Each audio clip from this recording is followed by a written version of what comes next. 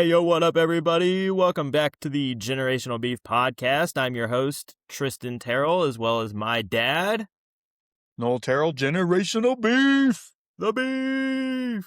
The All Beef. right, got a good day going. Well, let's get right into it. We're going to start off with talking a little bit about the NCAA championship, hit some NBA really quick. We've got a mock draft for you this week because the next couple weeks are going to be centered on the NBA playoffs starting. And then, I got a couple segments for you. So we'll start off with the NCAA championship. Yeah, I watched that game last night. I actually hadn't planned on it. The reason for that is, throughout this tournament, Michigan was just dominant, right? They were destroying everybody. UConn had some close games here and there. So I was expecting a 15 to 20 point game. Give it to UConn. They had the lead at the half. Really low scoring, hard to watch first half. Yeah, it was rough. But hey, Michigan pulled it out. Michigan was a better team all year. Michigan was a better team in this tournament. Like I said, give UConn a lot of credit. It was a lot closer than I expected because of what Michigan had done to everybody. But congrats to the Wolverines back with the championship. Been a while. I remember the last one. Yeah. I will say, kind of on that point, like everybody had asked me yesterday, like who you got tonight, and I was like Michigan all the way. Like I had no doubt about them winning it. Yeah.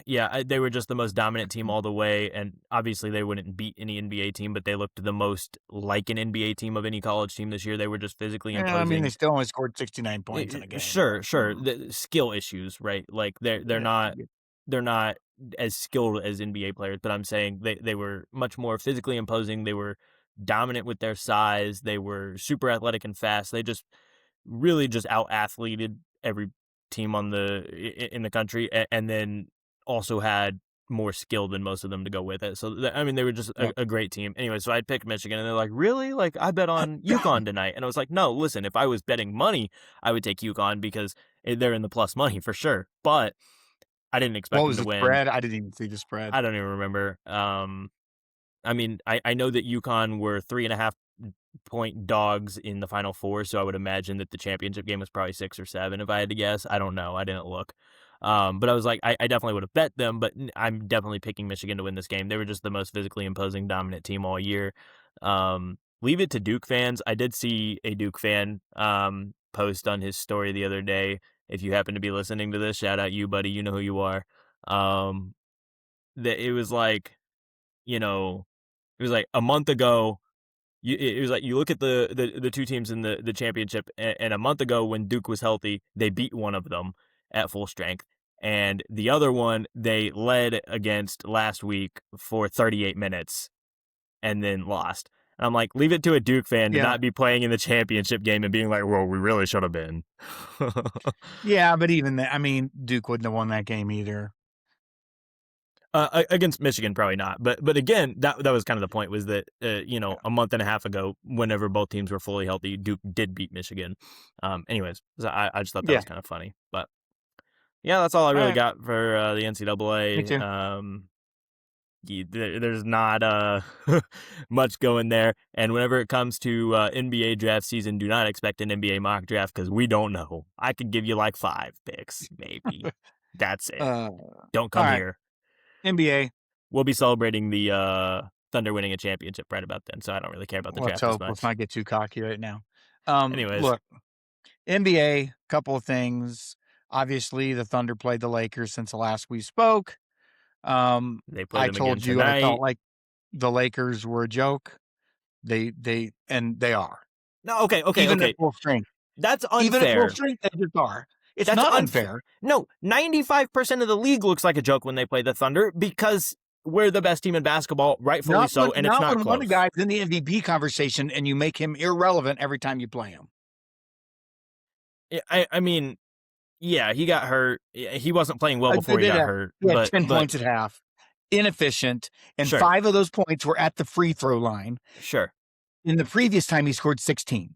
Listen, Shea is the reason he doesn't have an active 20-point streak is the Thunder twice this year. Sure. And on Shea, top of that, LeBron James is ruled out tonight because they don't want his ass embarrassed. I mean, it doesn't matter. They would have no chance to win the Stop. game. They're not a good team. Like, If they were playing a team that he could put numbers up against tonight, where he wasn't going to be the one of the primary focus and they could actually shut him down, he'd play tonight. I This is don't know. all because the Lakers don't want him to be embarrassed and he doesn't want to be embarrassed. This is not even a coaching decision. This is a LeBron decision. I am That's not not going to even get in that true. game tonight That's because he whatever. would be, No, it's because it would be they're crazy. trying to save what they do have for the playoffs that start It 4 doesn't games from matter. They're now. 0-4 in this playoff run, period. They will not win a playoff game. I think They it didn't depends do on it the last matchup, year. but it's They didn't do it the possible. year before. They will not win a game in the playoffs. I mean, anyways, I think that here's the thing, right? Shea Avante, right, is the best player on the planet. He just is. However, one Not super. according to Nick Wright today. It's Jokic. I mean, that's not an incorrect take, right? If you want to say Nikola Jokic is the best player on the planet, it's not an incorrect take. But if you want to say anybody other than those two, as of now, Wimby loading, but as of now, that is an incorrect take. If you want to say somebody that's not one of those two, but if you want to say it's Jokic, fine. To me, Shea is The the best. Hold on. You keep interrupting. Shea yeah. is the best player on the planet. However, one of the biggest benefits to Shea being the best player on the planet that Shea has is that he never has to play this Thunder defense, right? So not to make excuses, right? But Jokic 4 times a year, Wimby, who although has looked good against us, Luka, anybody else in the league 4 times a year, or in the Western Conference 4 times a year, twice in the East, has to play this Thunder defense, right? And I get that that's making excuses to some degree, but it is an all-time elite defense, especially against wings, right? You look at Kaysen, you look at Dort, you look at Caruso, you look at Aaron Wiggins, you look at J-Dub when he's playing. All these guys that are elite defenders that can switch on to Luka or, Anthony Edwards or whoever, and you're getting elite defender after elite defender all night, and they're all fresher than you are because you're playing one of them the whole time, and only one of them is playing you at a time.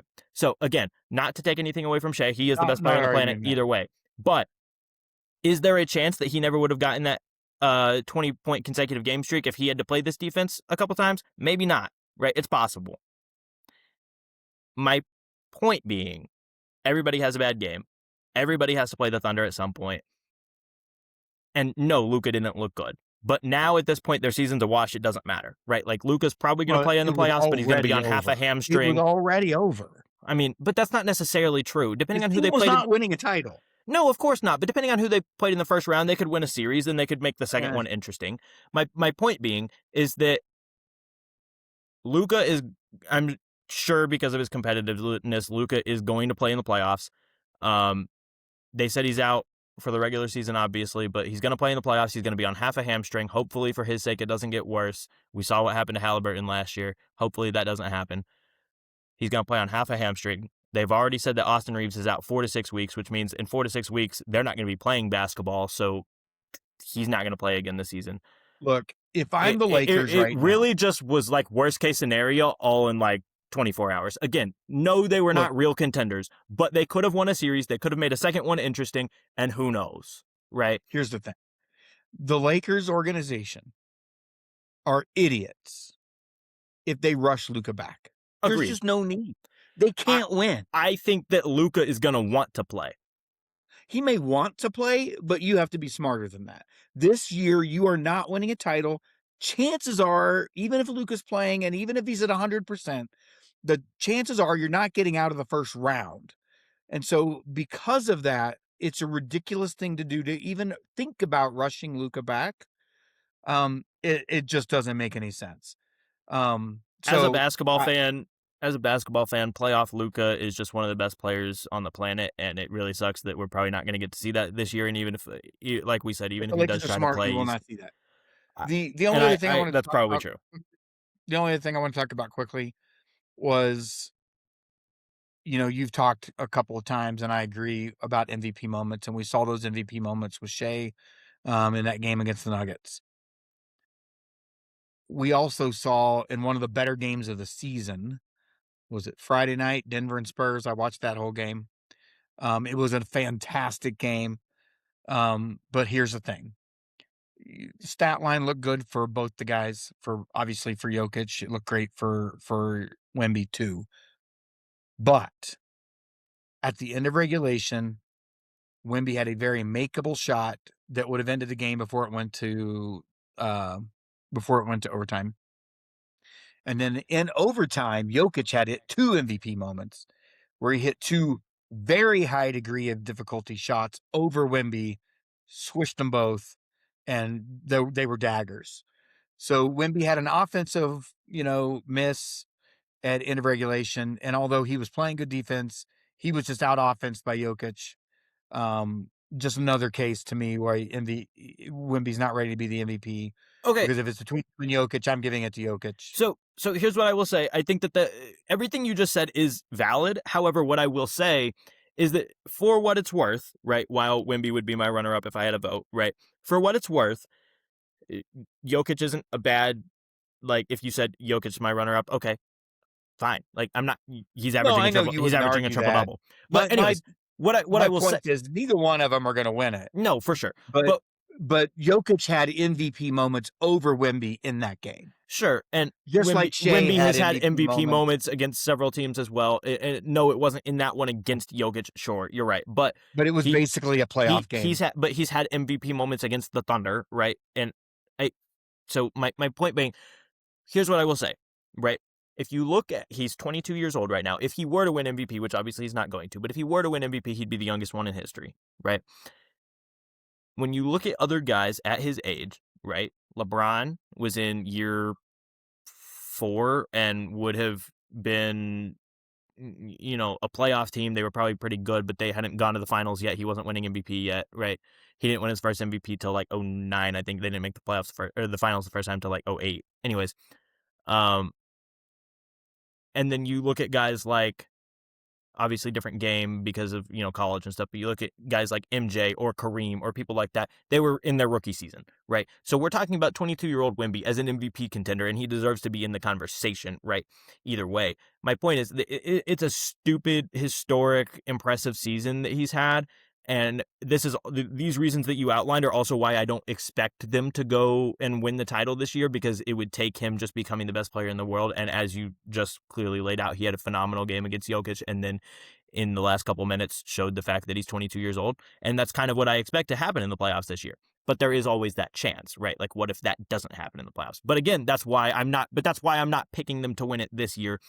My point is, look at 23-year-old Wemby, 24-year-old Wemby, 25-year-old You Wemby. never That's know. going to be the best player on the Now, planet right let there. me give you a comparison, and I'm not saying this will happen. I know it seems like I pick on Wemby. I do, because I think it's a You do little. because you're scared. No, That's part of it. I no, mean, as a no. Thunder I fan, think he's it's a the direct. great player, and I No, think he has great potential to be a great player, an all-time great player, well, and at hold some on. point, He already potentially, is a great player, hold not on, and potential. potentially, at some point, the best player in the world. He's like However, 3 there is right a now. big X factor here that still exists, which is durability. But again, So, hold on, let me finish this thought. So all I'm saying is, I'm going to give you another example where durability until now has not been an issue. For the better part of the last 5 or 6 seasons, Luka has come into the preseason as the MVP favorite, and he hasn't gotten it done. So this is just no guarantee. Now, I no. think I'm not Wemby is a necessarily better saying. player than Luka right Yeah, now. I'm not. But Agreed. yeah, I Absolutely. do too, because he plays defense and offense. I And think so Wemby's 3 and Luka's probably at 4. this point, I've told you I don't think Luka will ever win a title. At this point, Luka's never going to get an MVP. I mean, again, both of those are just really, really tough statements. You don't know what happens in a season, right? Like this year, I don't, but I know that he's gone in as the favorite like 5 times and lost. Until the rule changes, right? We were this close to Jaylen Brown being the MVP, and he does not deserve. He's had a great season. He does not deserve it, right? We were this close because Jokic is a game off, Wemby's 2 games off, and Shea's like 5 games off from all of. And then Luka is now going to be ineligible, but before this last injury, he was like a few games off, right? From all of them being ineligible to win awards, and then Jaylen Brown was going to win MVP, right? So if Jaylen Brown can win MVP, I promise you Luka can. Again, you don't know that it will happen, but my point being, there could be a year where Shea misses time, Wemby misses time, Jokic misses time, and then are we going to have the conversation like, does he really deserve it? Maybe, whatever. But the point is, he can win one. And then you I'm can not say the saying he same thing. couldn't do it. I'm just saying he's obviously solidly in his prime, and he's had multiple times where he's gone into the season where everybody said it was going to happen, and Sure. it hasn't. How old do you think Luka Doncic is right now? What is he, 24, 25? I think he's like He's not 26 or old. 27, but my Okay. my point is that, like, he's still pretty young relatively. Like, he's still got a good decade. So, Yeah, I'm not, and again, in not at saying he least won't. half a decade at, like, peak of his power. I'm Like, just he's telling you, phenomenal. I don't know. I just think overall he's soft, and I don't know. I think that that's a semi-fair argument. I just think that it's to some degree overblown because I do also believe that his competitive nature is very high, especially in the playoffs. Like, you Look, see him in the we playoffs, have he turns seen up some another elite level. playoff But play from him. I'm not arguing that. and elite regular season play. Like, he's still had all-time regular seasons. No, he hasn't Elite won an offensive, MVP, and but let's be clear, elite offensive regular season and elite offensive playoffs. Defense is just not there and never will be I and mean, never has but been. it's He not for doesn't have Jokic either. I mean, like, and compared to no, but all-time guys, it's the not the for difference between a guy like Jokic or some of these other guys that we've discussed is is at that least they, like Steph Curry's a good example. At least they put effort in. Jokic puts some effort in, but it's limited, and he limits your defense for sure. Steph can be hidden, right? Steph can be hidden in a good defense.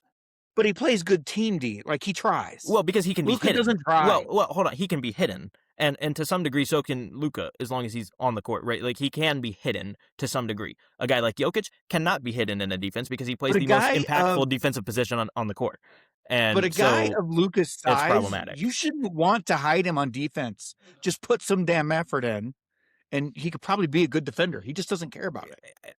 I do believe to some degree that's true. I don't think it's necessarily about care. I think it's like Russ early in his career was a very good defender, and then you look at his MVP season and he was a subpar defender, and the couple years subsequently after that he was also not a great defender.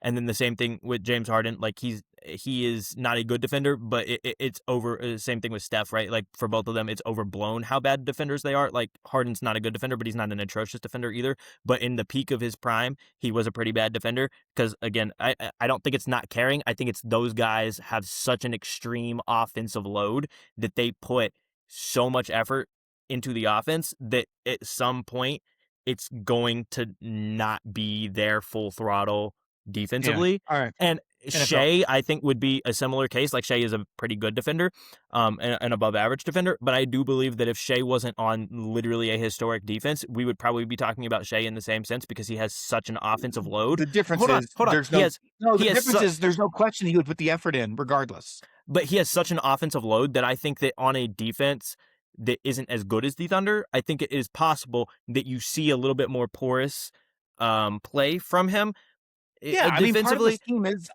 team defense, obviously. Sure, but my point is then we would be questioning his effort on that side of the ball a little bit too because of the offensive load that he has. But it's because of that's what he carries offensively. But my point being is that at any given point he's on the court with, Dort, Caruso, and Dub that are all perimeter defenders, or whoever, Queso, whoever, and so he's at any given point, even though he is an above average defender, at any given point he's guarding the third or fourth best perimeter player on the other team, right? So not to say that he isn't a good defender, not to say that a couple possessions out of the game he can't lock in and be that guy because he can and he has. But I do believe if he was in a different situation, we would talk about him a little bit differently defensively. And again, I mean, that's not basically to true the of level, anybody. not to But the level of Luka Doncic, obviously, because you're right. Like, there is a lot to be desired on that side of the court. However, I do believe that you overvalue the defensive issue with Luka in the sense of he is just that dominant offensively. And you're right. Right now, it's really, really bad, and it's really, really prevalent because the team around him is not good. Like, in terms of to be a good Luka Doncic team. That Mavs team was really good. They had a good defense around him, and they had a good secondary star in Kyrie, all and right, that's why they went to the finals. NFL draft. Yeah, for sure. Anyways, I just think that it's overblown, especially because of the situation he's in right now. Like, it's a very, very poor situation. LeBron's not a good defender at this point. Austin Reeves obviously isn't a good defender. DeAndre Ayton's a bad defender, right? Like, they don't have any defense around Luka, and that's dumb. So, I will say this, and I'm not going to debate it, but uh, you, depending on how things go in LA, you could start to question whether or not the trade was dumb because they didn't get enough. Like they should have chopped him, and they would have gotten a lot more. But it's not turning out badly for the Mavericks right now. I know this season wasn't good, but Cooper Flag has turned out to be legit. Yeah, but they didn't get Cooper Flag based on that trade.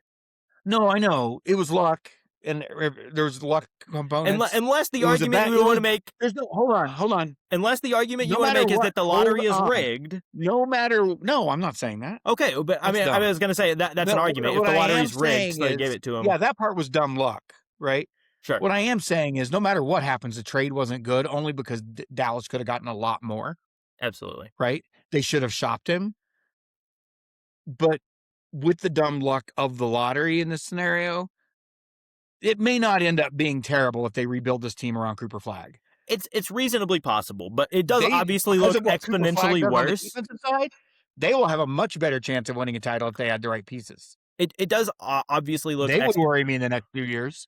it does obviously look exponentially worse right now, considering the fact that the one person that you traded for Luka Doncic is not on your roster anymore. And again, I don't think he should be, because I think that was the best basketball move for you to make for your roster. However, it's bad that whenever you're not even you're like barely a year removed from the trade, and the best basketball move is to ship off the one piece that you traded for Luka Doncic.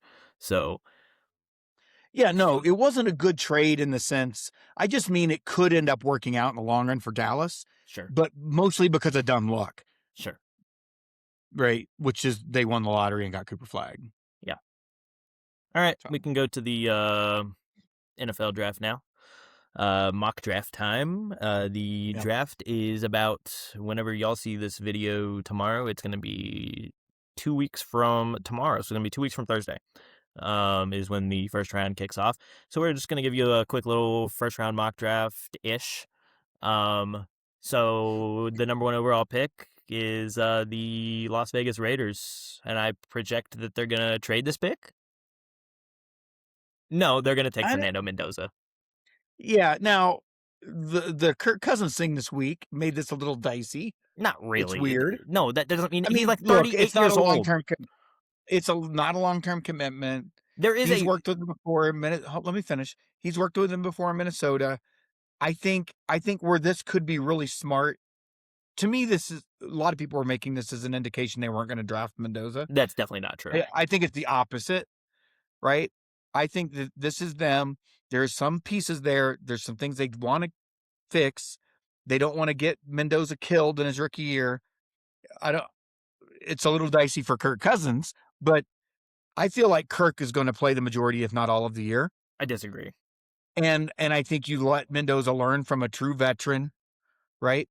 Who has put up big numbers in this league. He's had, there's definitely knocks on Kirk Cousins, but he's had a really good NFL career.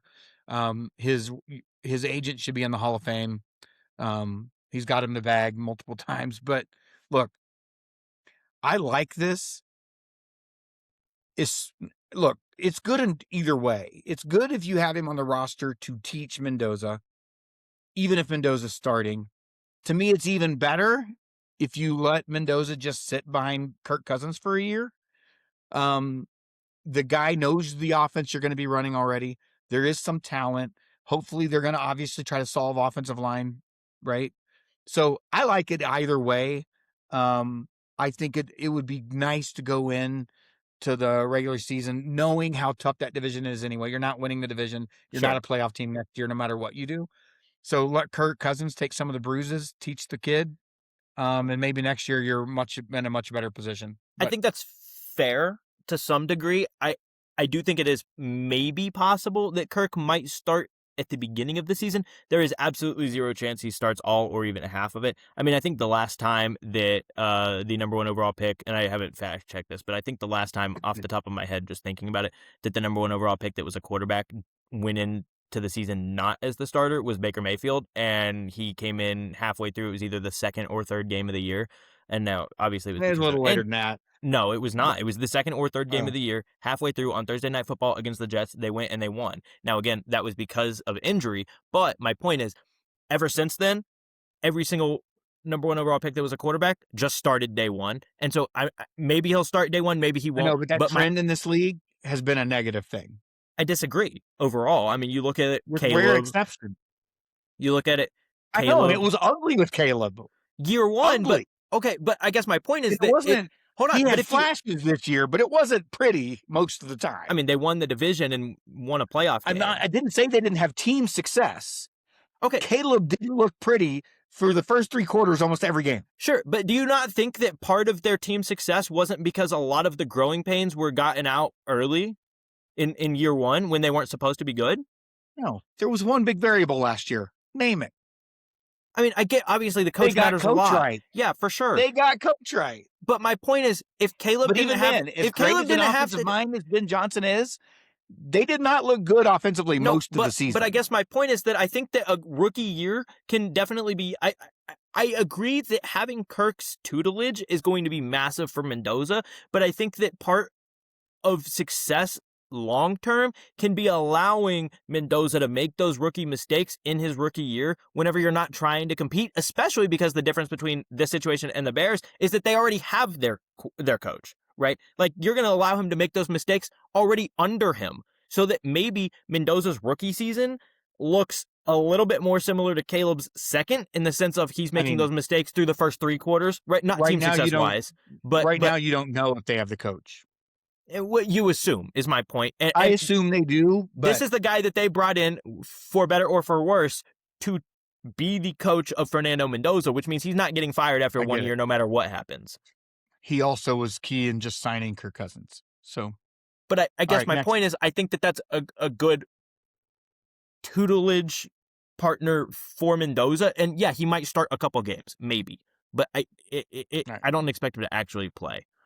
Anyway, so yeah, I think we're going to take Fernando Mendoza #1. And shout out to the one person like a month and a half ago that commented on our short on YouTube that was me saying that it doesn't matter what the Raiders do because they're going to ruin Fernando Mendoza. Anyways, basically, ever since then, they have shut me up. They signed Tyler Linderbaum, incredible signing on the offensive line, and the rest of the offensive line still needs some work, but they're improving. But I mean, They Kubiak's the they big got deal. the coach of coaches in Kubiak for We think Mendoza. he's been great Well, offensive coordinator. We have not seen him at of head I would coach. say of the candidates, you got the We got to coach be of faster. coaches of the candidates, and then obviously you've got Genty, you've got Bowers. If you can get some receiver help, this looks a lot better than it did a month and a half ago when I made that claim. So, sure, they're still the fourth best team in the division. I still don't love it, and I don't trust the Raiders to make good decisions at all, but this offseason has been good for them, so I will say that. #2, you got the Jets. And the question doesn't Look, start here, obviously, but the question becomes: is a second quarterback drafted in the first round? Obviously, the other guy would be Ty Simpson if it did happen, but it's not going to happen at 2, that's for sure. So, no, that would be way high for him. agreed. Obviously, like This could be close to a record for the lack of quarterbacks being drafted in this round. In yeah, fact, I think arguably you could say the one that should be drafted already has been at this no, point, and maybe there shouldn't be absolutely, another one on the board. that's But possible for sure. um, look, the Jets when it comes to holes, we saw the defense flash a little bit last year. I believe their coach, obviously, he played there. I believe he can coach defense. Probably, Okay, hold we've on, seen it hold on. before.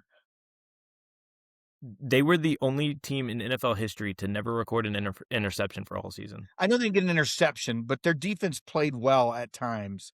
I They didn't mean, turn the ball over. maybe better than But the offense did, well, duh. That doesn't take much though. but So my here's my point. here's my thing with the Jets. They have too many holes. Take the best player on the board. Agreed. I think that that's absolutely fair. And then the point really just becomes you take Arvell Reese at that point out of Ohio State, I believe, because he's Yeah. going to play edge. And he's got the talent to also kind of play off ball And in linebacker that as well. division He's a right now, you phenomenal got to be able player. to pass rush.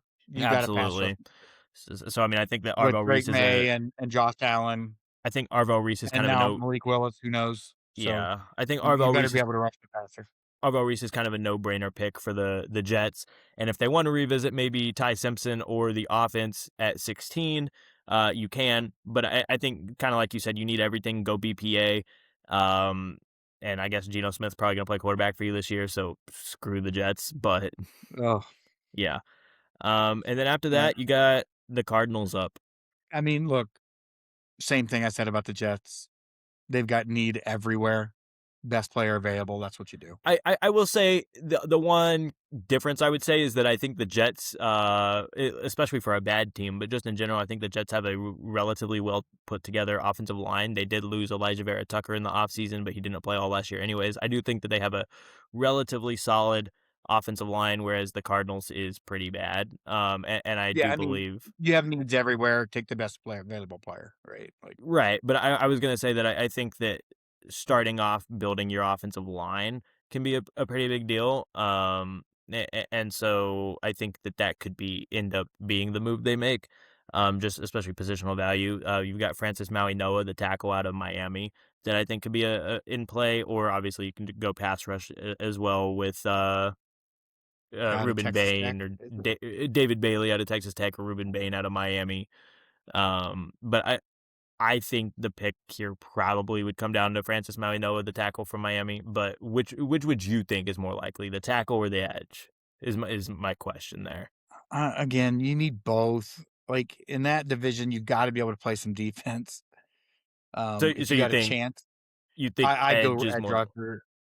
So I you mean, think you got it's Stafford, Darnold, Purdy. Like you're gonna have yeah. to be able to get after the passer in that Do you think division. it's David Bailey from Tech or Ruben Bain from Miami? I'd go Tech. David Bailey. I think I All like right. his size better. He's got the tools too. So Yeah, for sure. they're both. You can't go wrong either way. I think they're good. So uh, Obviously, Miami played more big games. for sure, Texas Tech Obviously, played the one and then lost, but yeah. it happens.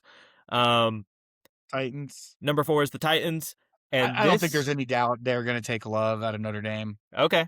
All right. All I right. don't think there's Agreed. any doubt. If Agreed. he's available there, they're taking him. Yeah, I mean Um, they got Wan'Dale Robinson to play receiver from the Giants. They still yeah. have Calvin Ridley. Obviously you've got Cam Ward, and so you're I'm not building sold that. on Ward yet, but if you gave him a Sure. solid running game, Yeah. That's kind of I agree. And their offensive line he needs showed help, but flashes it's last not year of being terrible. great. He did really show flashes. He So threw a lot of bad passes too, which I is normal. agree. I believe that Jeremiah Love is definitely the pick here. And then at 5, you've got the Giants. Honestly, I think you definitely go defense. Okay. Who was it? Someone requested a trade today out of there. Who was it? It was I didn't see that. yeah, they had a defensive player. His name. I can't believe I can't think of it right now. I Anyway, mean, I know their defense, so um offensively, if you think you've got quarterback, you think you've got running back, you've obviously got what's his face coming back from injury this Malik year. Neighbors. Oh, Dexter Malik Lawrence Nate. requested a trade. I didn't Yeah, see that. yeah, Wow. Dexy Dexy. That's pretty big. So I You're mean, not going to look, take a defensive tackle that high probably, especially in this class, but no, that's but that's big. look, your need is on the defensive side of the football. Sure. If you feel like all those guys are the guys on offense, then I question Dart and I question Scadaboo's long term viability. Right. Fun to watch, both of them are, but they both play really stupid. So Yeah. if you believe those are your guys, though, then I mean your need is on defense. Go for it. Yeah, I would say that makes a lot of sense realistically, and I would say that the only issue becomes that the best available defensive players that they would take, because they do have a lot of edge help. Like that's not necessarily a concern with them. With Brian Burns, Kayvon Thibodeau, and then they've also got um guy that was a rookie last year from Penn State. Not coming to mind right now. I don't remember. Why is it not coming to my I'd go brain? defense. Anyways, point being, they've got a lot of edge help. So then the question becomes, you take a linebacker or a safety, which are typically speaking less valuable in the eyes of NFL franchises. However, you've got 2 elite prospects in those spots with Sonny Styles and Caleb Downs, both out of Ohio State. That defense was just nasty. They've already got one pick off the board in Arvell Reese, and you've got those 2 that are probably both top 10 picks as well. So Yeah, I I mean, would say, I would go Styles, but yeah, I think Sonny Styles is the pick for sure. Like it makes yeah. too much sense. And then after that, you got the Browns at 6, which they So look, obviously, I think you're still set at defense. You got the best defensive player in the league. Um, I if there were better quarterbacks available, I would say they still need to solve that problem. I know everybody is all over absolutely the Sanders train. Watson's contract can't be over quick enough if you're a Browns Well, fan. But their I coach, think you go O-line. I think their that's where their biggest need. They've got some decent talent, wide receiver.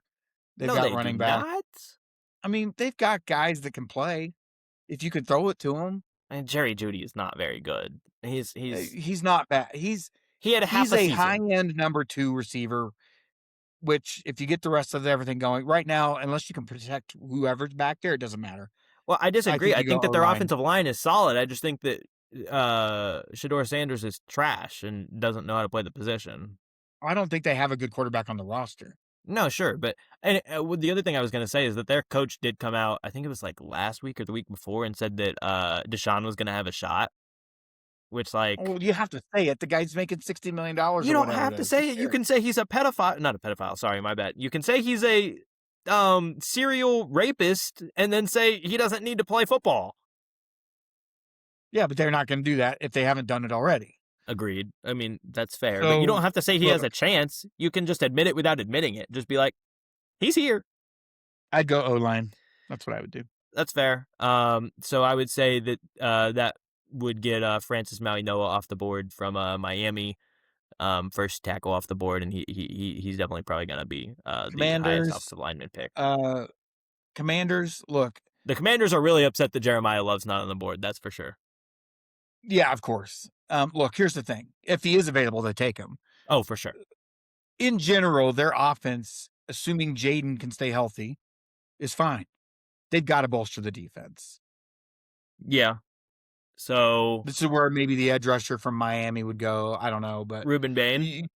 yeah, you got to do something on the defensive side of the ball. Your offensive, if Jaden is healthy, you got wide receivers, you got an O-line, you got Yeah. decent talent at running back. It's not going to be Love, which would fit perfectly with Washington, Right. but he's not going to be available. I don't think you go offense no matter who's available. You got to bring in some defense. That defense is getting old. Campbell did as much as he could with it for 2 years, but they got to start getting younger. So would you go They kind of all went all in, but I think that was a failed experiment last year, and it wasn't Yeah. just because of the Jaden injury. So I think it's time to take a step back. Let's not. Yes, Jaden's young. Yes, he showed a lot in his first year. Now let's build the defense the right way. Absolutely. I agree. That's what. I think that like age is the biggest thing, like you said. Like they are old, they got to get young. Yeah. So do you think it's Ruben Bain at edge, or do you think it's Caleb Downs at safety? I mean, they have needs at both places. Again, I would say edge is important everywhere. It's a little less important right now in that division. I don't know how worried I am about Jackson Dart. Um, You're not worried Dak can about play, Dak or Jalen obviously. Hurts? I mean, obviously, I worry about Jalen Hurts, but it's less about pass rush with him. It's fair. I think that's secondary more. Obviously, with Dak, pass rush matters. Uh, I don't. I mean, I'd probably go Ruben or a pass rusher just because Okay. pass Yeah, rushers we'll are take a Ruben premium. Bain. Yeah. Yeah. And then you've got the Saints on the clock at 8. And then the question This starts was to become, really interesting. This is a really interesting thing to me. yeah, In the sense that I feel like one of the under talked about, we talked about it, I think, one of our first 2 or 3 podcasts, I think maybe. One of the underrated things that no one's talking about in the league at the league end, really, Tyler was Shough was that good. he was good. He had a winning record. He Yeah. beat the Bucks. He beat the Panthers down the stretch. And the Falcons. And can we just shout out, Kellen Moore had those guys playing all year. Kellen Moore was Like, phenomenal. it didn't look pretty, but given what he had to work with, they fought. They didn't give up. They went on a win streak at the end of the year. They Yeah. ended up having an impact on the playoffs. Kellen Right? Moore And so was much better than I would have given him credit for going in, for sure. he was light years better. I didn't expect him to be good, No, sure. but he Yeah. was great. Arguably, he was one of the nothing was going to happen reward wise because you don't, but arguably one of the best coaching jobs of the year. He did really well. He did. Right? And so you would like to say at this point, well, you got to get a quarterback. I think they may have that settled. Yeah, and I agree. And I also think that they have a really good duo. Kamara obviously is getting a little bit older, but you've got Kamara and you've got Travis Achan now. And I think that's a really good duo. I think this could That's be a huge pickup, which means I absolutely. think I'm going defense again here. You Like, really, I would say, kind of leaning into the Tyler Shuck thing. I would say this could be the first spot that a receiver goes off the board. Get Chris Olave some help yeah, because they traded Shaheed away. yeah. I mean, I guess you could bring in what's the guy out of Ohio State, Tate. Uh, yeah. Carnell Tate. I mean, I guess you could do that. But You're I going to would say need some defense in that division, but receiver wise, it's between three guys at the top: Carnell Tate, Mekhi Lemon, and Jordan Tyson. I would say just the thing with Carnell Tate is that he's just a really good athlete. He had some inconsistencies, but he's a really good athlete. It shows a lot of promise.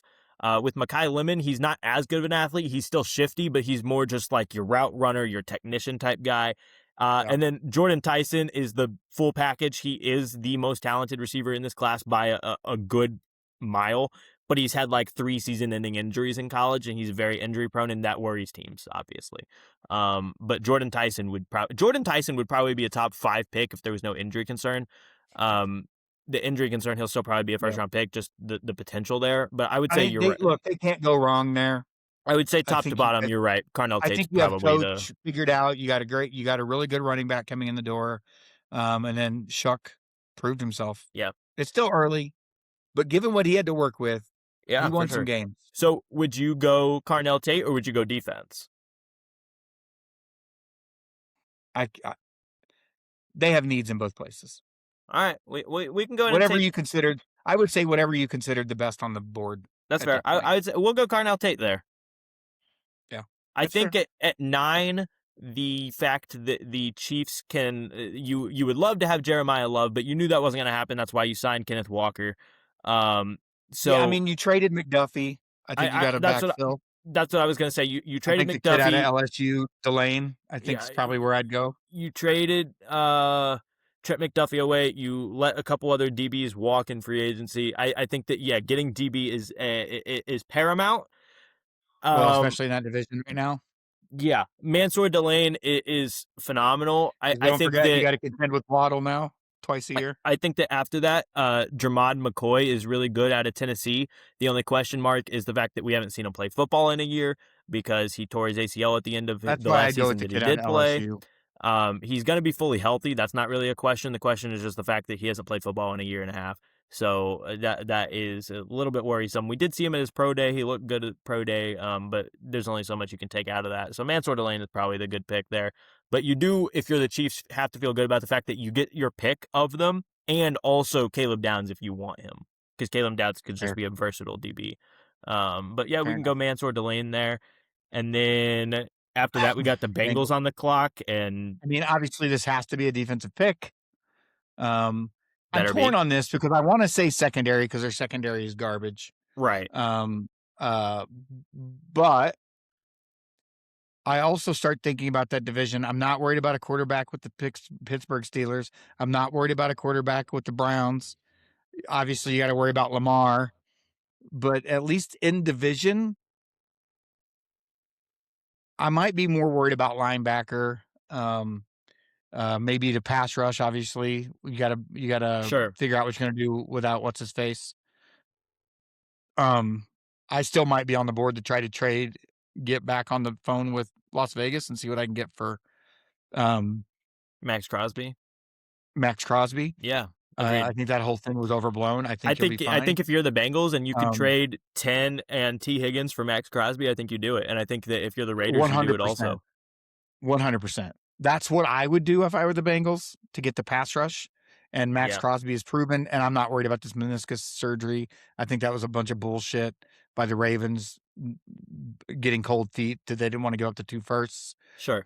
Now it puts you as the um, Bengals in a little bit more of a power position. It's Because possible. you may not have to give up as much value. But to your point, if you can unload T Higgins' salary, which we've talked about on this podcast before, nothing against T Higgins, but if you can unload that salary and give up this pick for a known quantity and Max Crosby, who's a game wrecker, and at the same time It's great for I think would be huge for the Raiders to get a legitimate number two, low end number one receiver in T. Higgins, to go with Mendoza or Kirk Cousins. I think it actually is a win for both teams. Yeah. That's what I would be looking to do Well, if I and were the then Bengals. and then if that were to happen, if you're the Raiders, you have number 10 on the board as well on the clock, and then you can either take an edge to replace Max Crosby, or to go along with T. Higgins, you have your pick of Jordan Tyson or Mekhi Lemon as well. And so I think that that could be a big deal. But at least in this exercise, we're going to pretend that trades don't exist. Obviously, that's not true. There will be several on day one. We will. Then I'm taking downs if I'm the Bengals. You're taking downs, just Yeah. BPA defense, you think? Yeah. Okay. Yep. I agree. I think that Akeem Mesidor at edge out of Miami, Kendrick Falk at edge out of Auburn, and Cassius Howell at edge out of A&M all had incredible seasons. They're all really good prospects. So I think that you could start to look edge there. But I do agree. I think that here you just need a lot of help. You go BPA with Caleb Downs, and kind of like he's very versatile. So kind of like you said, if you're looking at spying Lamar Jackson, he can kind of play in the box linebacker and match up with him a little bit, or he can play back and play safety or even nickel corner a little bit too. He's very versatile. He can do a lot. So with 11, obviously the Dolphins are on the clock here. It doesn't matter. So here's the thing. I put us in this. So look, let's make it a couple of assumptions really quick. Okay. We'll spend a few more minutes talking about this one than we made the others. Sure. Let's just assume, for sake of argument, we just got GM and coach, right? Okay. And let's assume for a moment that Malik can be the real deal. Possible. These are all stretches for me right now. Sure. But who knows? Okay. If we assume that, then I know that I've got an overhaul on my hands to a certain degree, right? Yeah. The easy pick here is Lemon. I mean, we gave up Waddle. We're not going to have Hill. Sure. However, I think Jordan Tyson entices me though, because if it all goes to crap, it goes to crap, and then it doesn't matter if he's an injury prone player. Fair enough. Or in the trade world, a similar trade that we were just talking about with the Raiders. Sure. Right, where we do something to give up this pick, get Crosby, another player of some sort. I don't know. Like, he's a game wrecker, and it would matter in that division, obviously. Agreed. I don't see anything like that occurring because I don't know what we give up, and for me, it's too rich for my blood to give up Achane. Yeah, well, and we're not going to give up Achane for sure. No, and I don't want to. Nor would they necessarily be asking for that because they have Genty. So yeah, fair enough. You could argue maybe Chop Robinson in this pick. I don't like that either because I like Chop, but Chop is not Max Crosby. Obviously, so, yeah. So if you were to give up the 11 and give up Chop, I could live with that. I kind of see what you're saying, but I think the difference between us and the Bengals, obviously, is that the Bengals have gotten stuff right. Like, their defense is bad, sure, and you got to fix that. Well, but like quarterback, they know they have quarterback, they know they have receiver, they know they have at least a solid enough running back. The coach is questionable, but at least he's continuous. So it's not a regime change or anything. So I think it kind of makes sense for them to try and go for broke, especially in kind of an open division. And there is a world, I guess, where our division is semi-open, but it's pretty much not. It's pretty much the Bills and the Patriots, and we know that. Yeah, I'm not arguing that. But again, we've seen the difference it can make.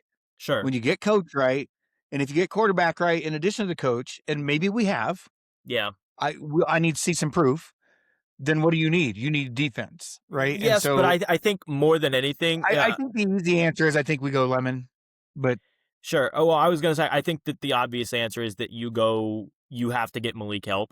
And I think that that's fair. And I think that the safe pick, I think in that scenario we go receiver. I think the safe pick is going Mekhi Lemon, but I think the go for broke strategy is Jordan Tyson. Again, if it all goes to crap and Malik Willis isn't good, it doesn't matter that we drafted an injury-prone player because we're trash.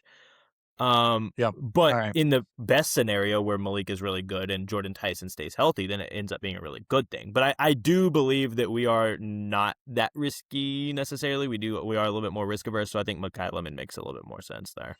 Um, Cowboys, I mean, they obviously have to go defense. I think Yeah, this could be where I think this, I mean, and more importantly, they need to go secondary. It's been pretty bad. we think Jamon I think this McCoy. is where, yeah, from Tennessee. Yeah, I I think that think makes that's a good sense. pick. I think that if And you Jerry's, are look, say what you will about Jerry, he's a good drafter. Yeah, for sure.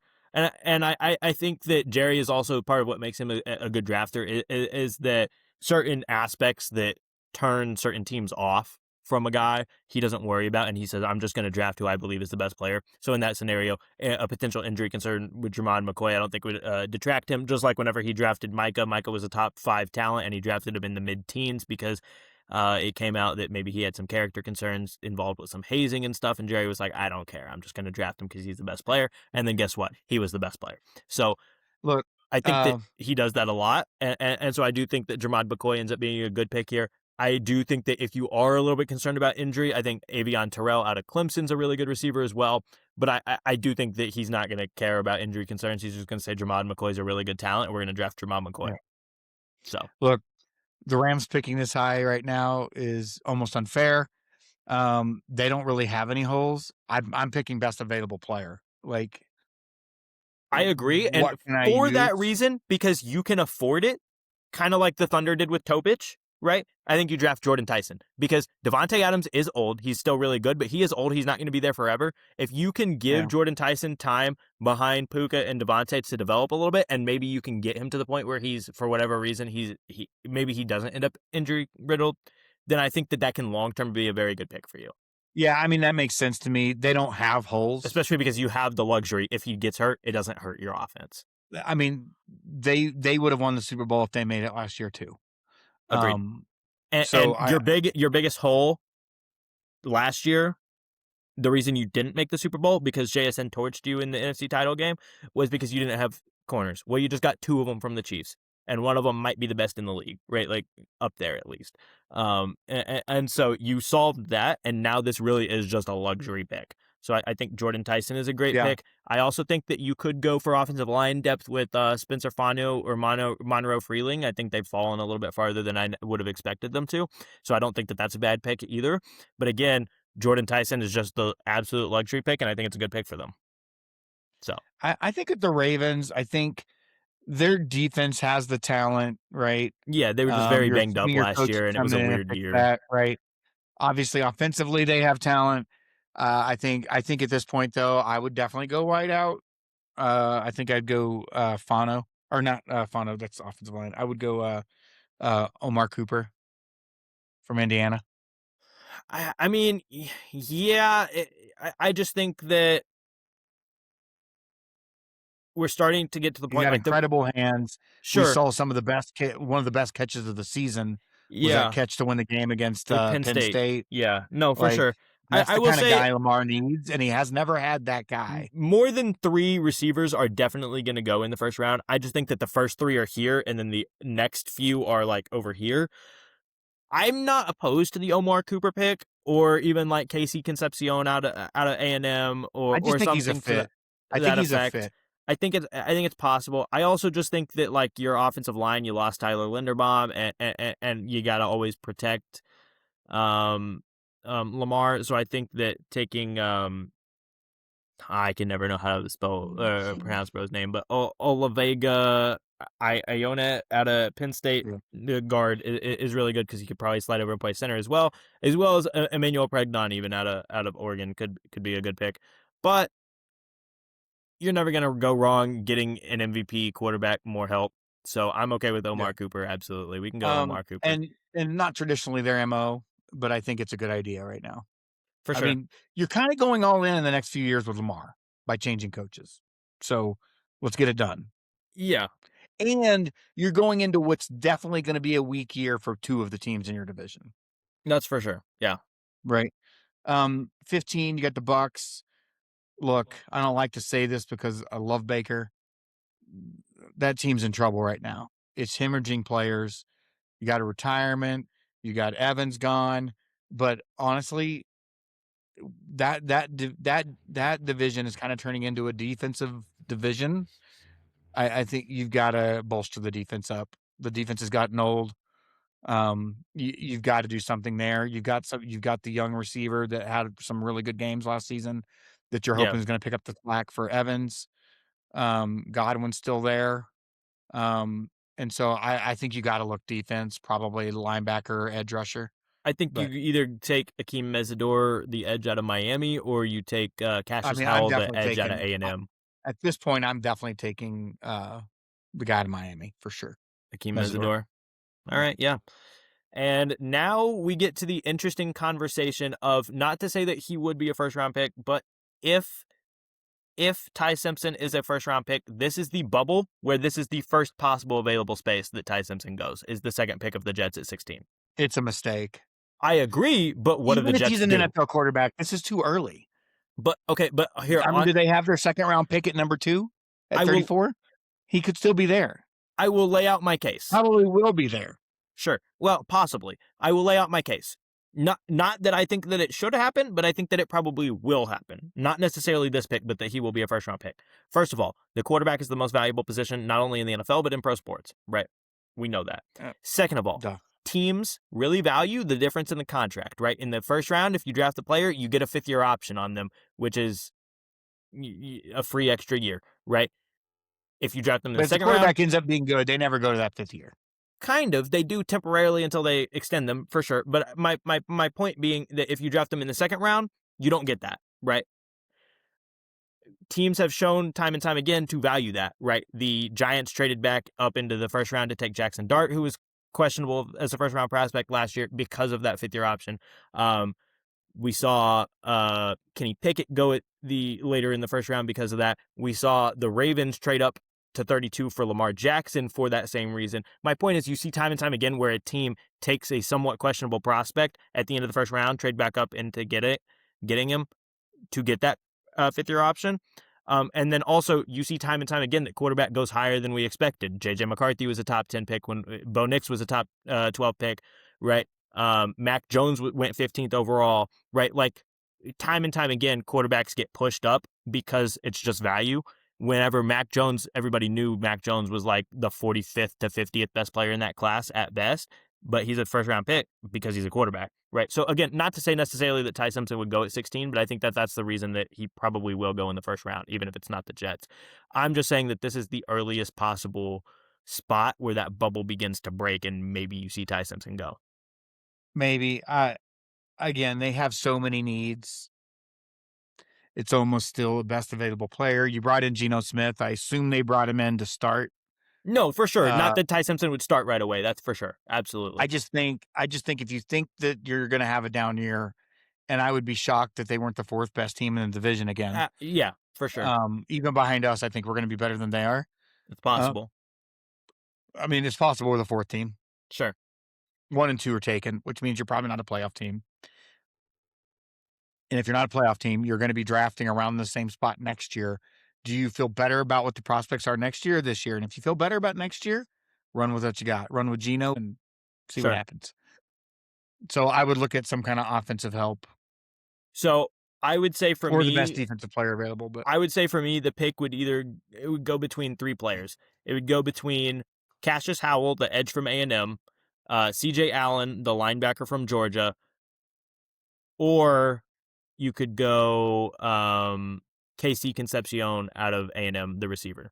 So I think that you're not going wrong in any of those spots if you're the Jets. I mean, it doesn't matter. Here's what I hope. Whatever they do, I hope it's the wrong decision. Okay, let's hope they take Ty Simpson. That's right, because I hate the Jets. All right, let's go KC Concepcion there. I think that that's a pretty good pick. I think that he's kind of teetering on being a first-round pick in most people's eyes, but I think that he's a really good player. He's shifty, and he's got good game speed, so I kind of like him a lot. With the Detroit Lions, I think it's absolutely an incredible place to go offensive line. They've had a lot of issues this offseason. I mean, that's what they need to do, right? Yeah. Now, obviously, the rest of their skill positions offensively, they're set. Yeah. Defense, they've got a bunch of skilled guys. They've had terrible injuries the last 2 years, which is what's hurt them. You're not gonna solve all of those problems unless you just solve that problem, but I agree with you. I'm going offensive line here, probably the O-line guy out of Georgia, Yeah, I would say Freeling. Monroe Freeling Um, is definitely probably yeah, the best guy there. I would say that Spencer Fano, technically out of Utah, is a little bit better, but he also kind of profiles a little bit as a guard to move inside. but here's And the reason Monroe I'm hesitating. Freeling is an athletic freak, which is kind of what their system Well, uses.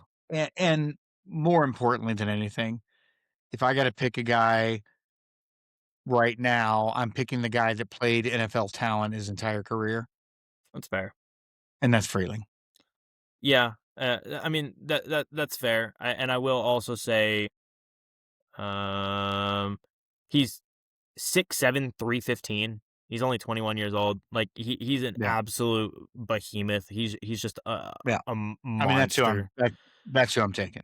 So, And I don't remember his exact um, 40 time, but he was yeah, pretty quick too. So Vikings. Look, this is one of the most stacked rosters in football, and you're returning a defensive coordinator who's elite. Your only hole is quarterback. I think that they've given themselves a lot of flexibility in bringing in Kyler, because I sure, think he's going to start, and I actually think he's going to be. I think it could be the best season we've seen out of him. Um, Given the talent, he's never played with a team like this, where he's got a great defense to back him up if he makes a mistake, and he's also got offensive weapons that he couldn't have dreamed of. yeah. So I think they bought themselves a year to see if they need to sign Kyler. I think they'll want to at the end of that period. Everything else is stacked. So again, I think this is best available player. Um, I like the safety out of Oregon. I think would be an interesting pickup. Dylan Obviously, you don't Steineman need is any really of good. your obviously your skilled positions on offense are full. Their offensive line is great. I'm going to bolster the defense with cheap players. That's what I'm Yeah, doing. and I think that makes perfect sense as well. Like he's slipping a little bit on our board just the way it's shaken out a little bit, and he's a phenomenal talent. So I think that the safety helped there, and a lot of times you see, especially with defensive coordinators that are smart and are kind of geniuses of the game that we see, they draft a safety in the first round or even in the second round, like Brian Branch for the Lions. You see them not just get used as a safety, you see them get used everywhere, right? Like Yeah. with Minka or Kyle Hamilton for the Ravens or guys like that. You see them get used. Okay, they're in the box here, they're in the nickel here, they're playing safety now, and you see that a lot with guys that are really good defensive minds that are kind of geniuses in that way. They just move them all around and say, okay, you're just the I mean, best player on my that's what defense, Flores and is great at. you're He gonna you're masks gonna play everything. You wherever. have no idea. Yeah, You have no and idea what's going on. Dylan Dynaman has definitely the potential to be that guy. So So Panthers at 19. Their defense played great last year. I have no reason to see that that's going to change. They've you're got some really good skilled position guys. Obviously, I can't believe I'm saying this. You might be set at quarterback. I would say you're You know, definitely buying into Bryce Young in the temporary. So I think that the best possibility or best possible so move is to I help don't him have a out. I don't have a player in mind, but I think the position I'm thinking of is a safety valve. So I'm thinking a the tight end. Kenyon Um, Sadiq is an absolute monster, the tight end out of Oregon. He'll definitely be the first tight okay. end off the board, maybe the So only I one in the don't, first like I said, I round. don't know who. I didn't have a player in mind, but Sure. it feels like he needs that guy. Like a Mark Andrews, like a Travis Kelsey, right? A guy like that he doesn't quite have yet. And Yeah. so I would like to see them get him a tight end. Yeah. That's fine with Sadiq. That sounds good. But I mean, he's I was thinking more six. about the position, but Yeah, he's 6'3", 245. Um, which is and 40. 4.39. Oh, so fast. Which was the NFL combine record by a tight end, and he's 245. So I am all about that then. Yeah, I yeah. think So that's a great he pick. set. I forgot about that. He set the NFL combine record 40 time for tight end, and he's 245. Like he's stupid. That's asinine. Yeah, yeah. So Um, Kenyon okay, Sadiq, phenomenal player yeah. to add for Bryce Young. Cowboys at 20. They Look, already took we Mesidor. but you Or got to no, keep they going didn't. They deep. took Jermon McCoy. Sorry. You got to keep bolstering the defense. The Agreed. offense is set, right? You don't Agreed. need to add offensive players. I'm not. If I'm the Cowboys, this whole draft, I may not draft anything but defensive players. Yeah. Especially when you already got Lamb and Pickens, you've got I Javonte think I Williams, you've like got what is it, George Falk Pickens. out of Is Falk left out of Auburn? We Yeah, haven't said his Keldrick, name yet. Keldrick Falk is a really good pick. It's either him or CJ Allen for me. They kind of need help both places, I would say. They did add Rashawn Gary from the Packers, obviously, as an edge, but you never that's one of those positions in the NFL. You're never going to complain about having too many pass rushers. So Yeah. I'm okay with Keldrick Falk. Absolutely. Yeah. So Steelers, it This is doesn't the matter next. what they This is do. okay, but this is the next spot where it's like Ty Simpson is available, Look, here's what I'll say. It and they makes a have some lot more offensive talent. sense. Yeah, their defense is getting old, but they do have No, some for offensive sure. talent. I'm not saying it's the best pick. I'm just saying that this No, is another spot where you could see Ty well, Simpson go. what I was going to say, if you're a team that's left that's going to go for him, this is the one. Sure. Because as much as I can't stand Mike McCarthy and I think he's terrible, he is a good offensive coordinator. And if Ty Simpson's actually good, then this could be a good fit, and it could mean they're not winning that division. It's going to be the Ravens. We'll see what the Bengals can put together. I trust Joe Burrow, but that I don't trust that organization at all. There's an outside chance if McCarthy can get the most out of a guy like him, out of Ty Simpson in his rookie season, they could be second in that division. I mean, it's definitely possible, especially depending on what happens with the Bengals and whether or not they If fix the Ty Simpson's defense. And if Ty Simpson's the guy, I still sure. think it's a mistake not to take him in the first And round. also, for what it's worth, But much unlike Fernando Mendoza, there is a possibility that if a team in the first round takes Ty Simpson, whatever team it is, he doesn't touch the field for them this year. That is a real possibility, right? Like, yeah, especially for the Steelers in an optimal world for them. Again, optimal world. There's only so much optimalness for them right now. But in an optimal world, even if you draft Ty Simpson, Aaron Rodgers is still your quarterback next year, right? I mean, However, he's not on the roster right now, so we don't I know. know he's not right now, but he wasn't at the time of the draft last year either. So, but Yeah, my I can't point believe they're being, giving him this much rope again. Dude, you're signing or not because we can't do it this way. sure. But But look, even I then, wouldn't hate it. even if it's not him, it's still a possibility that like Mason Rudolph plays instead of Ty Simpson. Look, I wouldn't hate it, but here's one thing the Steelers haven't gotten right since Ben Roethlisberger, drafting a quarterback. Sure, and they've tried several times. So. Right. They have not gotten it right. That's fair. Well, actually, no. I mean, Since Ben they've really Roethlisberger. only tried one time. They drafted Kenny Pickett. The rest of them, Russ, Aaron, Justin Fields, Mason Rudolph. Like the rest of them are guys that they signed and just didn't work for whatever reason. But and I say didn't work. Several of them got them to the playoffs. Not that that means a ton, but so Chargers, 22. well, okay. But hold on. Did we make a definitive pick? Are we going Ty Simpson? Is that the pick? I mean, it makes sense, I guess. Okay. I think it's early. I don't know if it's a good pick or not. I do Steelers believe don't he get it will go right. somewhere in the 20s, even if it's not the Steelers. Maybe a team trades up. I mean, look, if you get quarterback right with the Steelers, they're a competitive team. Do I think they're a Agreed. contender? No, but they're a competitive team. Agreed.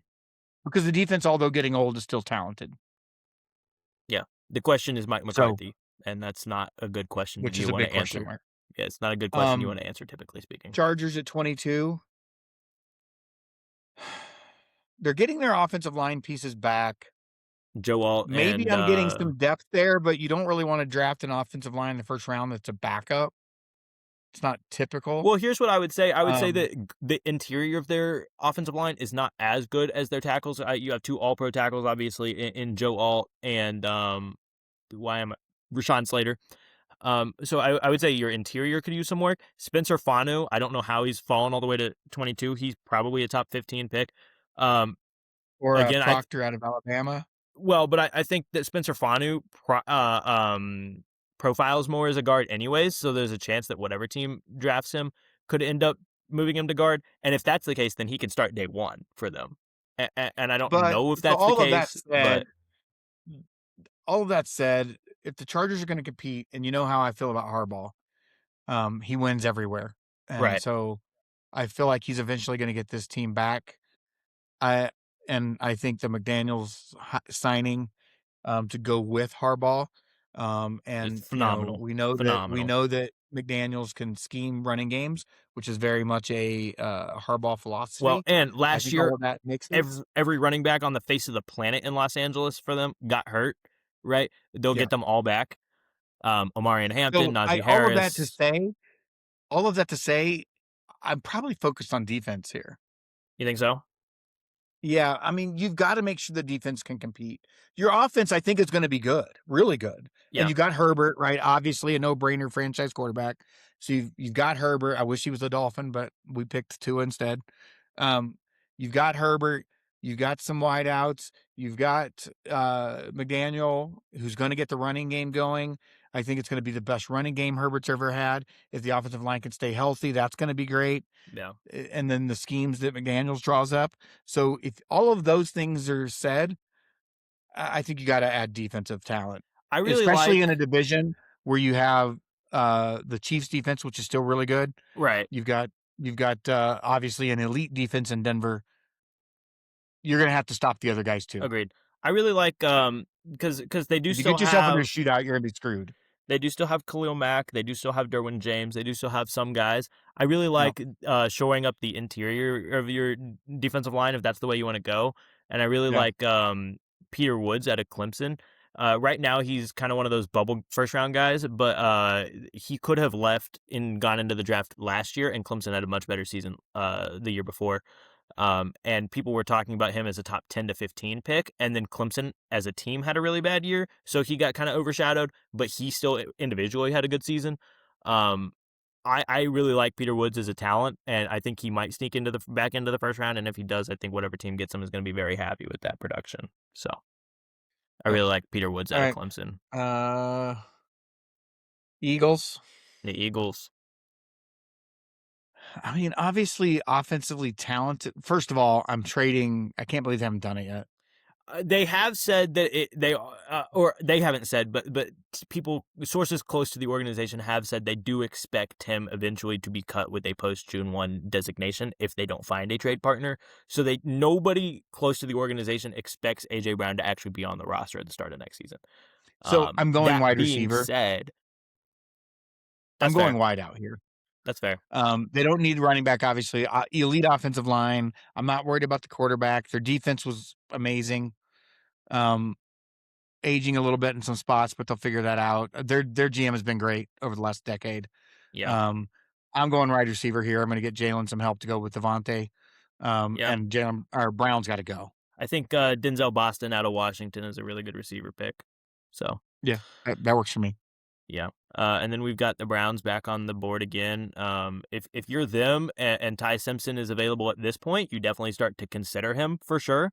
But now he's not, and there's literally no other quarterback on the board, so you don't do that. That's for sure. You don't take a No, quarterback now. Took Francis Maui Noah. So I think that you would hope in a perfect world if you're the Browns that maybe Jordan Tyson falls to 24 because of injury concern, and then you take him. Other than that, now that even Denzel Boston is off the board, there's not a great receiver to take at this point. You already took Francis Maui Noah, the tackle from Miami. mm, I yep, think that another good pick there would be taking Spencer Fanu. Once again, I don't know how he's fallen this far out of Utah because he can play the other tackle position, or you can push him inside to guard and yeah, you're really just now you're giving Shador literally no excuse, right? Like if he holds on to the ball 4 seconds fair of enough. play, he has no excuse. Yep. All So right, I think Spencer Bears. Fanu, you stop the slide, and then the Bears. I think that I think offensively they're set. I'm not worried about the offensive side of the ball. I think you got to start bolstering that defense. Again, you can never go wrong with an edge rusher, and they need one. okay. I like Cassius Howell out of A&M as another edge rusher. I mean, I think this is a What's the kid solid out of spot. Clemson? Parker. Oh yeah, TJ Parker's up there as well. He's on the short list to be close to the back end of the first round range as well. So I'm cool with either one of them. All right, we'll pick one. All right, we'll go TJ Parker then. We'll go TJ Parker, get both those Clemson defensive linemen off the board in the 20s. The Bills. I think offensively they're set, especially with the trade for DJ Moore. So I'm not adding an offensive player. That's for damn sure. I What think about offensive secondary. linemen? Do you think that's any sort of potential need?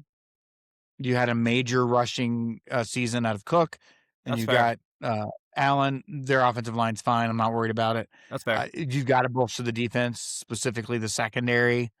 Well, Um, I mean, I think that their rushing defense was the worst part for them for sure. Like I they're know, but part of that was because you couldn't stop anybody through the air either, That's fair. right? And you were dedicating so many resources to that that you were willing to hopefully be able to do some, keep them to 4 yards a carry or whatever. Yeah, the defense is just bad, Yeah. and so yeah, I would be looking at safety. I think. Emmanuel McNeil Um, Warren is a good pick for where's safety he out of from? Toledo. Toledo. So Okay. but a lot of the I times don't if know you what to make of that, but well, a lot of times if you profile well, then teams aren't going to care and they're going to yeah, draft you. You know what I mean? Like yeah. kind of how it goes.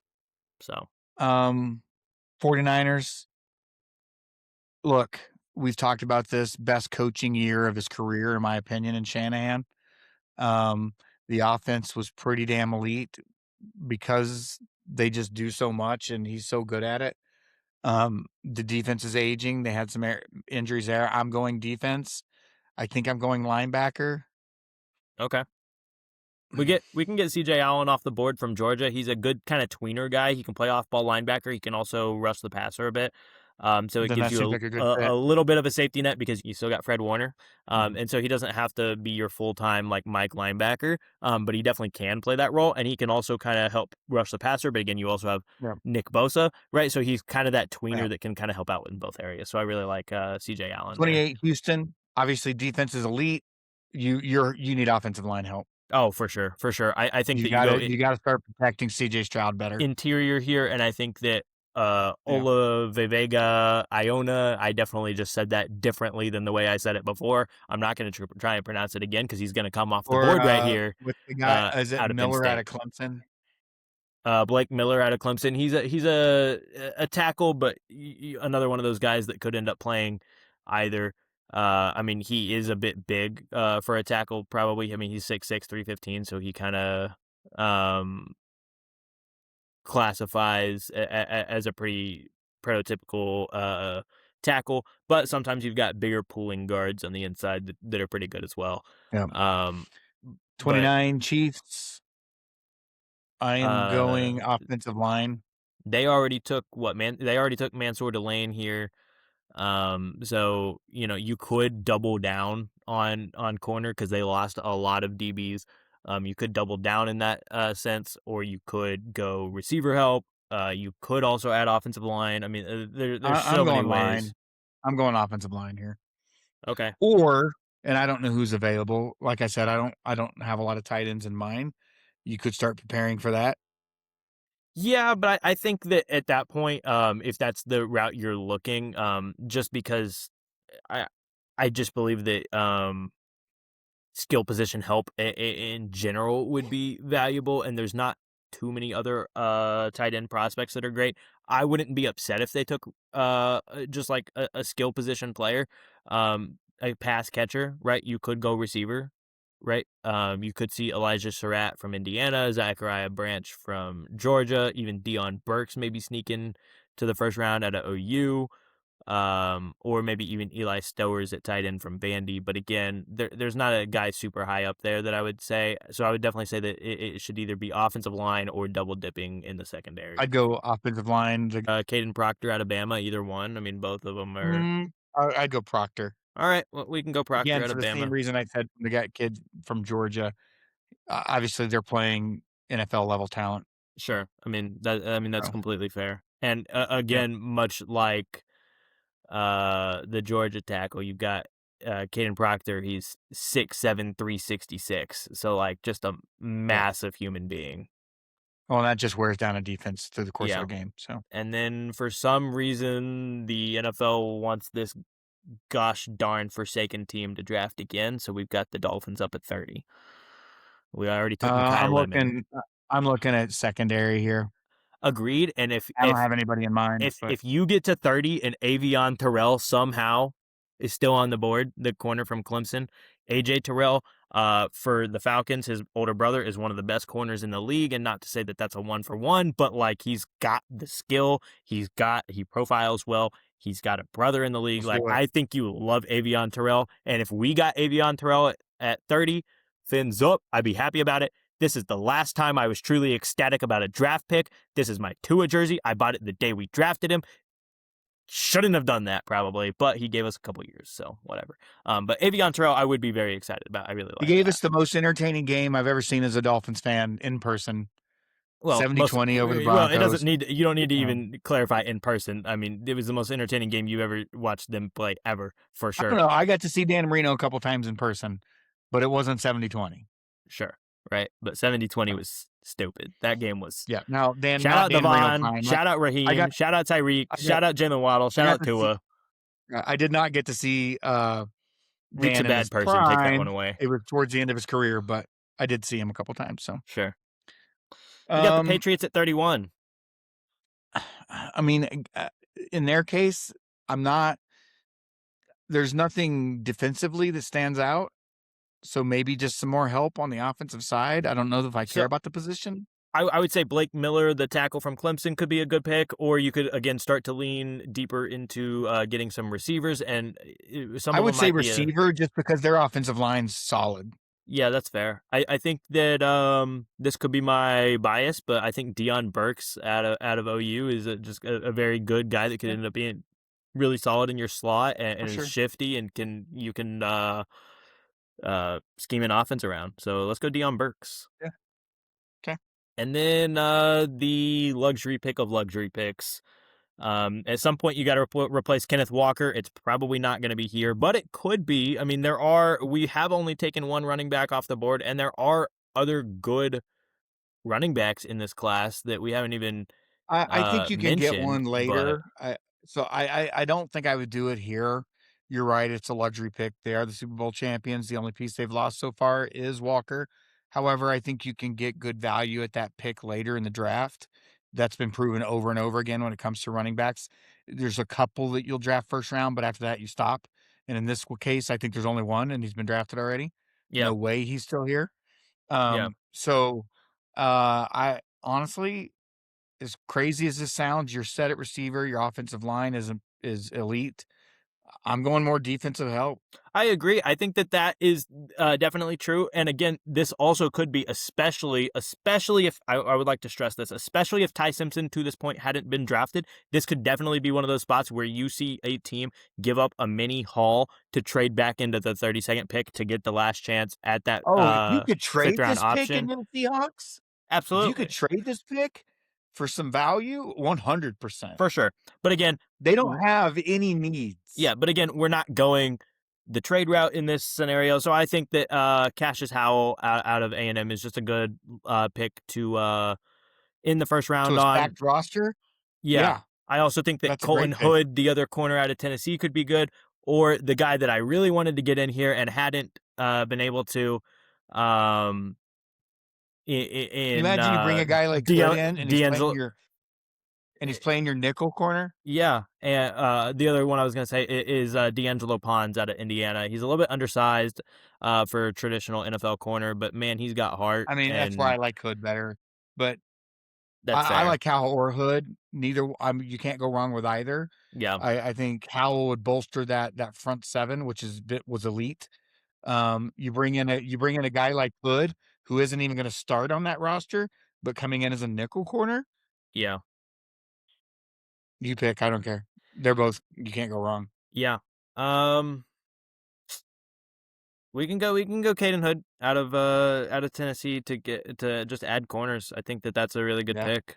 I mean that you can never go wrong, especially when you're playing the Rams a couple times a Or season. not Caden. I meant Colton. That's what I meant to say. Anyways, Yeah, when you're going to play D'Angelo the Pons Rams and is definitely a guy out of Indiana that I definitely wanted to get in the first round. It's just tough because he's undersized. He's only 5'9" and 173. So playing corner in the league is gonna be in tough. today's league when you're playing 6'2", 6'3" Yeah, receivers, it's tough. but man, he's got the heart, and they had a phenomenal run, and He'll he's gonna be play. an He'll play somewhere. he's gonna be an NFL player. So Yeah. you don't gotta don't have to force him into the first round. Even if he But has to start, special teams at first or whatever, he'll get some time.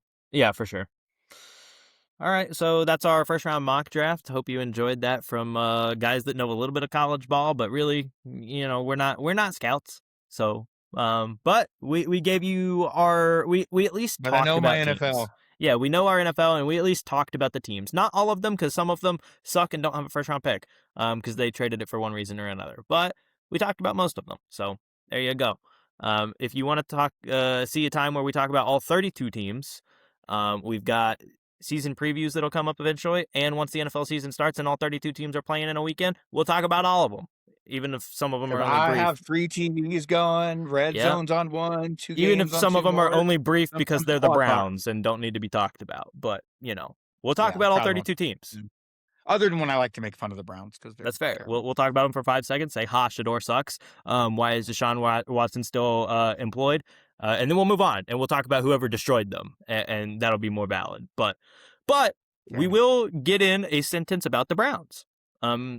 Probably not as much as we talked about them today because the draft is their Super Bowl, even though they lose Buzzer it beater beef. often. So we'll go to buzzer beater beef now.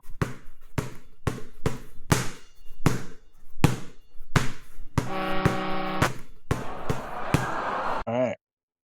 So again, I'm going to give you, we're going to change the format a little bit just to make it more timely. I'm going to give you 45 seconds to lay out your claim. After that, I will get a minute to respond, and then you'll get 45 seconds again after that to give me a rebuttal.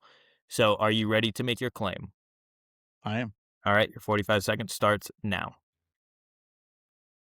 To me, the top 2 point guards in NBA history are not debatable. Which order they go in, you could argue. And that is Magic Johnson and Steph Curry. Period. Full stop. My claim, however, though, is Russell Westbrook is a top 5 point guard of all time. My minute starts now. Here's what I'll say. I love Russ, and I do believe that he gets overhated on, especially Yeah, I've when you seen you do talk. it a couple times recently. This is my minute, especially when you get all-time legacies going in. What I will say is that if you ask me the top 5 point guards of all time, I would say 1 is Magic, 2 is Steph, again, reversible.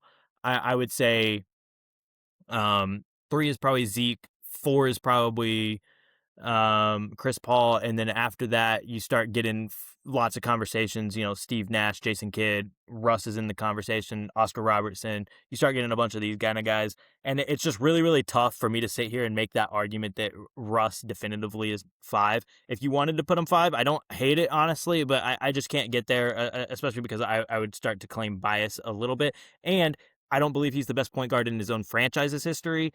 So I would start to have to talk Shea before I put Russ, and I just backed my way into saying I'm going to call Shea the 5th greatest point guard in the history of basketball. There we go, done. I'll give you a 45-second rebuttal now. So I don't care who else you put in the top 5. And I went in assuming that I was biased on this before I made the claim. But I found a stat on StatViews today that is one of the most telling stats I've ever seen. And I've never seen it put together this way, and it's actually really cool. Which is what it is essentially it takes points plus rebounds plus assists plus steals plus blocks and gives a total score. Okay. Okay. Russ has 49,008 of all of those combined. Obviously, he's the leading scorer in NBA history, right? For a point guard. He has 5,000. So number 2 is Chris Paul at 44,566. That's impressive. That's definitely impressive. That's number 2. So where are we at with Shea being the 5th greatest point guard in history? Where are we at with that right now? I mean, it's still really early in his career. Okay, when he wins He's a second doing Michael Jordan stuff. When he wins a second MVP and a second ring, where are we at? I mean, he's doing Michael Jordan-esque stuff. There's no question about it. Can you tell me right now that Shea Abante is a better point guard all time than Russell Westbrook? Because I can tell you he has had a 3-year. I can tell you that at the end of this season, regardless of whether it ends in a championship or not, that he has had one of the best 3-year runs as a point guard in the history of the NBA. Well, all Russ's argument is that he's got a great 3-year run because he never won a ring. He's got an 18-year great run.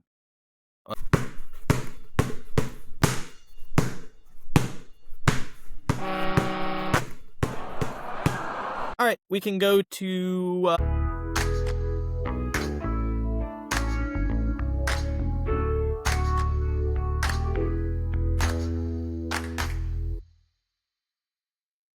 to beef or not to beef. So this week, I wanted to take it back to a couple weeks ago from buzzer beater beef when we were talking about the comparison of NBA centers with Joel Embiid and Nikola Jokic compared to some other guys. And I just wanted to look at this little interesting argument of who has the best, not career, but just individual seasons of all time among a center. So I've got 8 different guys that are here blindly as of now. I will reveal them afterwards, that I would like us to go ahead and rank their best season. So on the second line, I've got the slashes. The first one is points, second one is rebounds, third one is assists. On some of them, there is a fourth slash that is blocks. Then after that, you've got true shooting percentage, which for those of you that don't know, combines field goal percentage, 3-point percentage, and free throw percentage. You've got PER, player efficiency rating, win shares, how many win shares you had in that season. I put if they won the MVP, their record as a team, their team's offensive rating in the league and defensive rating in the league, their record in the playoffs, and then what the finish of their playoffs were. So, take this all in, start to think out your thought process out loud, and tell me how you are blindly ranking these guys. Okay. Well, first, one of them's not blind because it's an obvious one. Which one? I'm going to say number 1 is the 70-game player, which is clearly Jokic because it's a triple-double. Okay. So are you putting that number 1? Yeah. I mean, 29 points, 12 boards, 10 assists. Does have a higher PER than any of these guys, does have a higher true shooting Yeah. percentage than any of these guys. His win shares aren't higher. He did not win MVP that season. He was the runner-up to yours truly. Right. But this was last season, clearly. Yes, and then they did lose in the I mean, playoffs. They didn't win a title. But you're saying that the raw numbers for you and the efficiency is high enough to put him at 1 despite not winning a ring and despite not being the MVP of the league. Correct. So do we want to go back to the argument of Shaq versus Jokic? Anyways, hold on. Those are 2 separate arguments. Okay, I was just trying to be His annoying. individual season was great. Yeah. Right? If he played Shaq 4 times, some of these numbers would have taken a little bit of a hit. Slightly, but again, but it's also a small sample size. Sure. Right?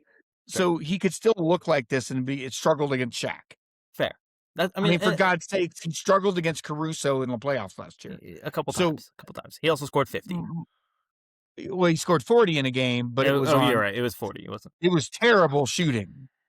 He was really inefficient. That's fair. And they lost the game. And game they won. That was game 1. Okay. And he had like 20 rebounds. Anyway, my point is, I can still be right about what I said about Shaq, and this also be true. Okay, that's fair. Okay, so Nikola Jokic is number 1. Correct me if I'm wrong. He didn't play Shaq at all last year. I think they just missed each other. Just missed. Like, I think Shaq sat out in the games that they were supposed to play each other. He was kind of ducking them a little bit. I'm going to go 2 is the 66 game. 33-10, 4-1. 33-10, 4-1 with 65.5 true shooting, 31.4 PER, was the MVP, 12 win shares, 4th offense, 8th defense, 7 and 4 in the playoffs, and lost in the second round. The other one, only than Jokic on this list, to not win the finals in the year that I chose. Do you have a guess on who that one is? I don't. That one is Joel Embiid. I mean, no one's arguing he's a great player when he plays, but he's now missed more games than he's played. That's fair. But that one is Joel Embiid's MVP season.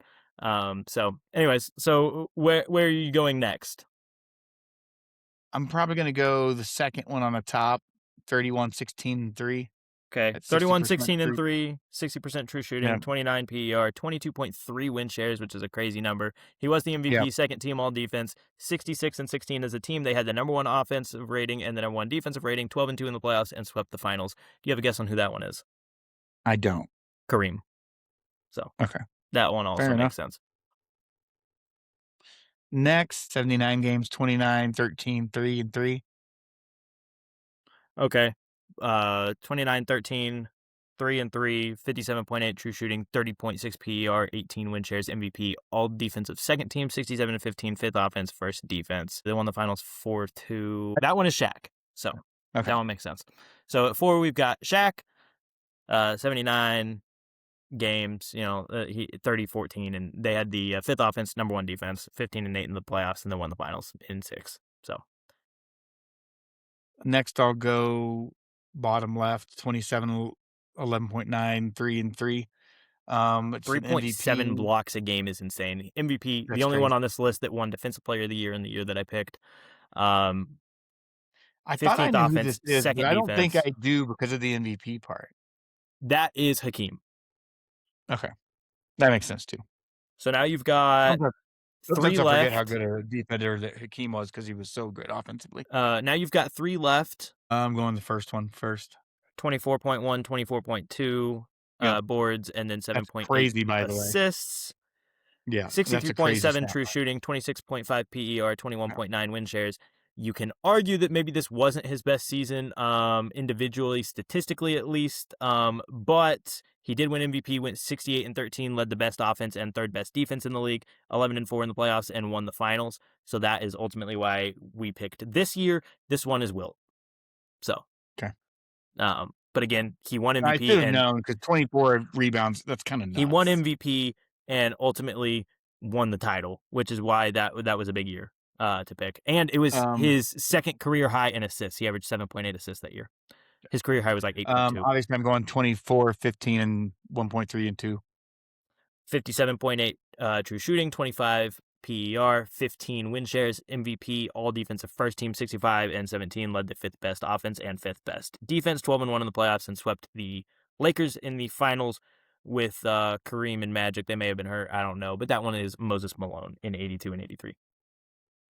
And then the last Interesting. one, So 78 I games, don't have any idea who this is because the 14.1 points are so low, points, 24.1 which is crazy, but rebounds, the points is really low. 5.3 assists, 47% true shooting, 19.5 PER, 16.9 win shares, was the MVP, went 62-18, led the seventh best offense of 9 teams, the first best defense, an Oh, okay Bill offensive Russell. player, the GOAT Bill defensive Russell. player of all time. They won the finals 4-1. It was Bill Russell. So, Okay. I um, should have known such a low point total. I mean, his offense Which was is just weird because okay. the other thing that makes it weird is when you have that good of a if when you're averaging 24 rebounds, you would just expect some of those would be easy putbacks and that you would average a lot more points, but Sure. Well, but you also have to think, right?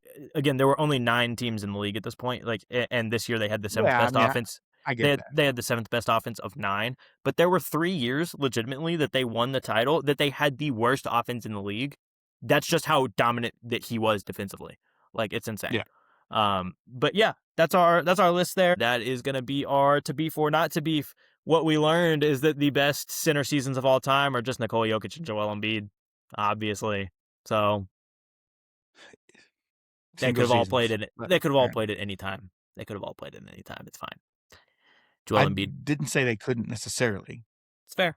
It's The fair. difference between Embiid and although the durability is a problem, and Sure. Jokic Sure. and a lot of centers today is they still have girth.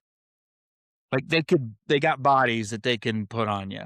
That's fair. That's Like fair. I mean, Chet and Wemby, they couldn't have survived that time. I think Wemby defensively could have. Offensively is another question. We'll see. But Wemby is just such a He wouldn't have got any gravity. boards. He wouldn't have got any boards Maybe, but again, every team, not to the level of him, obviously, but because every team. in the '90s and early 2000s, no center looked like those two guys. But what I'm saying Did is not that happen. in that time period, not again, maybe not to the level of Dennis Rodman, but every team had a Dennis Rodman or a Horace Grant or a Charles Oakley No one had a at Dennis Rodman. power. Yep, But fair. everybody had that mold of power forward that was a great rebounder, a good defender, and okay post scorer to the point of like maybe Wimby would have been lacking a little bit on the boards, but like somebody else would have helped clean him up. And again, he has such a gravity defensively that he could play. All right. My point whenever I say sometimes that the league is more talented today, I don't mean the top players at any point. I believe that the top players at any point are the top players because they're that skilled, and that yes, it would take an adjustment, obviously, right? Like if you put Michael Jordan from 1983 or sorry, from 1993 in today's game, would he shoot 40% from 3? No, of course not, because that wasn't his game, right? But if you gave him 5 years to learn how to play the game today and then put him today, from 1993 version of himself, would he shoot 40% from three? Yes, he would. My point is that all the top players have been the top players because they are that skilled. They all would be elite players in any time, given the right adjustment. All I'm saying is that the 8th, 9th, 10th best man on the roster today is better than it was then. That's kind of my point when I say it's more talented today. But anyways.